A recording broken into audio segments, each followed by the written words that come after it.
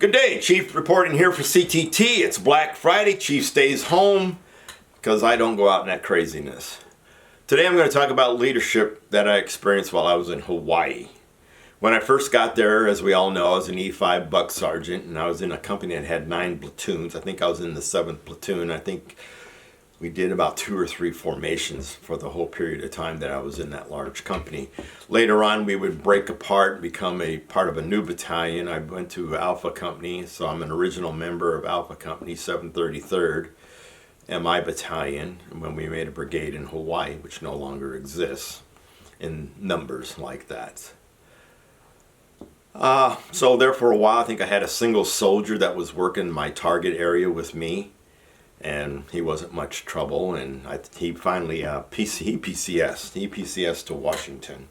He went to Fort Lewis. And then when I made staff sergeant, I got up to three members in my region, which were my immediate responsibility and counseling. One of those individuals, I blatantly told him, "It's a good thing you came to me promotable, because I would never put you up for the board." This soldier was a talker.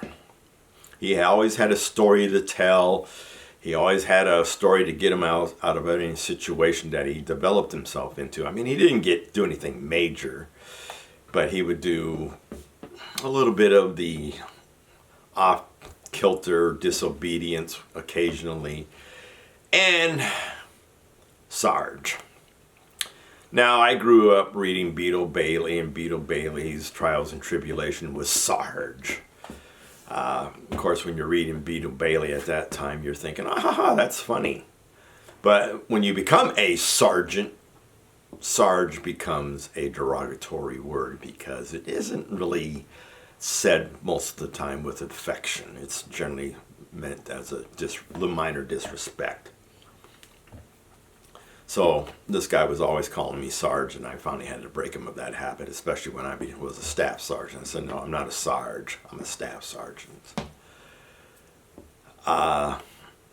What was curious is that his points were so low, I never saw him got promoted. I will get an update on him, and I'll do that later on. Then I had another young kid in that for a while, and I wanted to put him up for sergeant, but by the time I was about ready to do that, that's when he got yanked away from me, and I don't know if he ever got put up for sergeant or not, because the specialist promotable was in charge of the section. And then prior to that, after I lost my first soldier, I more or less became, like I said, a section sergeant, and I lost 2 soldiers to fatness. They ate their way to freedom. The first one was lazy. He was on profile before I got there. He had an injury. He got operated on or something. I can't remember exactly what his injury was, because I really never bothered to ask. But so while he was on profile, at least his first profile, he decided that, hey, I'll drink beer and eat pizza and get fat and lazy. So when it came time, about time his profile was running out, oh my gosh, I'm fat, I'm lazy, I don't know how to do PT anymore. So what does he do? He gets another profile. So he keeps extending the same profile. You'd get some sympathetic doctors. "Oh, doc, I'm still in pain," even though it was months ago. I know some people are slow healers, but when you get fat and lazy, I guess you're really a slow healer. I wasn't impressed with this guy's work either at the same time, so he wasn't an excellent soldier, one that I would bother to keep or let alone promote. So he failed the first tape test. That's a tape test when you're overweight. They do your neck, around your chest, and around your gut for males. And between those 3 measurements, they got a chart, tells you, yep, your body fat's this level, you need to knock off a few pounds, get underweight. Well, of course, he failed 1, he failed 2. Then he came to work complaining, because there's also an immersion test, but from my understanding of the immersion test, it's not really cheap. Why it isn't cheap, I have no idea, because the basic knowledge I have in an immersion test is they got a tank or a vat full of water, they put you in it, and then how much water you displace is like a true body fat measurement. So he would come up to work after failing each tape test. I demand the immersion test. Well, you can demand all you want. It's up to the commanders to decide whether or not you get that. So he didn't get it. So he was Mr. Grumbleguts when he got ousted from the Army. No great loss. The other soldier I was disappointed in. He went on vacation, came back to Hawaii, and he fell in love. And he wanted to get to her as fast as he could, and he had like another year to go. I don't know how long he had. So he also ate his way to freedom, and I was so disappointed in this guy. I'm like, okay, you're in love. You're going to get out because you're in love. So you're going to get out, not have a job, and expect her to marry you. And I'm speaking from experience. I did get married without a job, my first marriage. So I'm got some knowledge here, and I'm like, it's going to be rough. But yeah, he didn't listen. He ate his way to freedom, and he got out. After I got promoted to E6, or shortly before I got promoted to E6, I finally got my final platoon sergeant. I've already up to 4. Male, female, female, male. Now I got another female. Sergeant Nagel. I'm going to call her out. Sergeant Nagel. She was fun. She was level-headed. She could blow up when she needed to. And it was funny watching her blow up. But she was cool. She was a sergeant first class. She had an even temperament. She was fun to joke with. You could talk to her. Everything. Unlike the other 2 that I served under. So she would take vacations, and at that time there were 2 staff sergeants, myself and another. So when she would go on vacation, her first vacation, she put him in charge while she was gone. So that means you had to do all her paperwork, go to her meetings, and yeah, and be the acting platoon sergeant for when things came down the pike. So the second time, I got put in charge. I was having fun. I'm a platoon sergeant. Yay. But we had a problem sergeant. We only had 2 shifts. We had the day beggars, which staff was. I was finally staff since I was a section sergeant and all that. And then we had a swing shift that would work to midnight. Well, the sergeant in charge of my swing shift, I'm not going to call him out by his name, but if you know your beef stew, Dinty will give it away. So Sergeant Dinty would let his people go early, real early, 8-hour shift, and I was getting reports from other sections. Oh, by the way, staff sergeant, do you realize you only got about 3 people there after about 2, 3, 4 hours most days? I'm like, say what? Yeah, Sergeant Dinty is letting people go. So when Sergeant Nagel left and I was put in charge, I looked at the other staff sergeant and I said, we've got a problem. He says, yes, we do. So between the 2 of us, we wrote the counseling.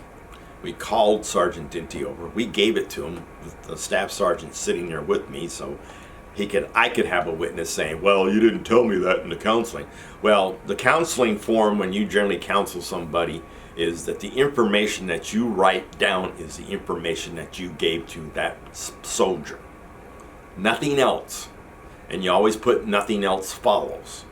So if you wrote something down and then added something later on, you'd have to do another counseling sheet and have him sign that one.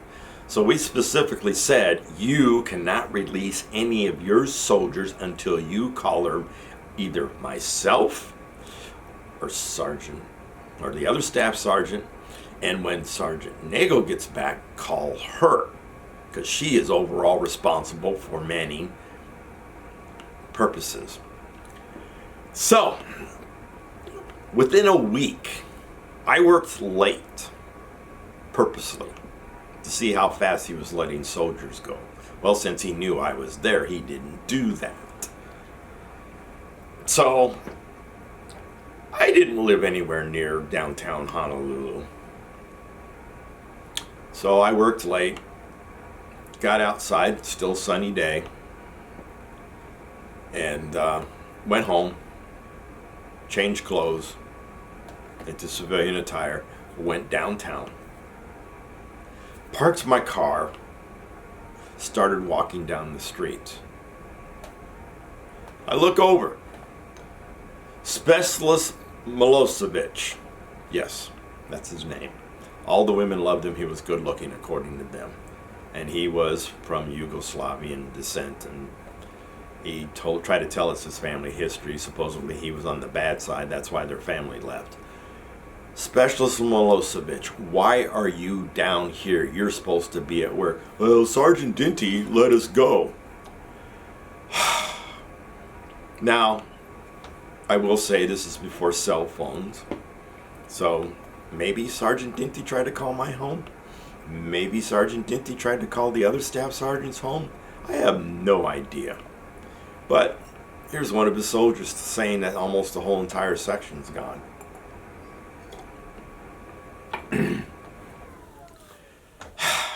I confronted him.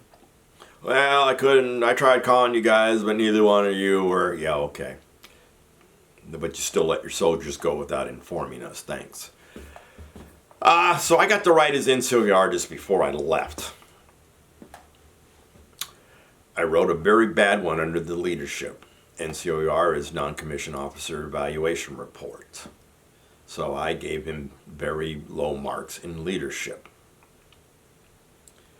Well, Sergeant Nagel took it down. It came back. She said, Sergeant Major wants you to rewrite it.